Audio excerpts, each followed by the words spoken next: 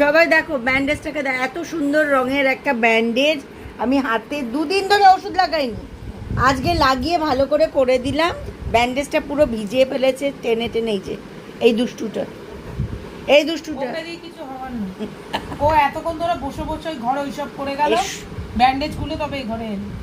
দেখেছো মার ঘরে বসে বসে ব্যান্ডেজ খুলে ঠাকুমা বলে আমাকে কামড়ে দিচ্ছে। এই দেখো মাকে নাকি কামড়ে দিচ্ছে, মা বারণ করেছে। এসে এবার ঠাকুমাকে দেখাচ্ছে, এই দেখো তুমি ব্যান্ডেজ করে দিয়েছো, আমি ব্যান্ডেজ করে দিয়েছি। পুরো দাদার মতো স্বভাবে পরিণত হয়েছে। দাদাও যেমন ভয় দেখায়, এখন ও শিখেছে ভয় দেখাতে। তুমি ভয় দেখাচ্ছ মাকে, কামড়ে দিচ্ছে এসে। আর ঠাকুমাকে দেখাতে এসেছো যে তুমি এটা করে দিয়েছো, খুলে দিয়েছো।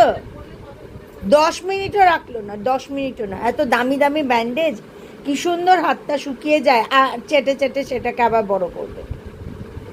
তাহলে আমাকে আবার কোনো একটা কলার কিনে আনতে হবে, যে কলারটা একটু সফট হবে আর গলায় পরিয়ে রাখা যাবে অনেকক্ষণ।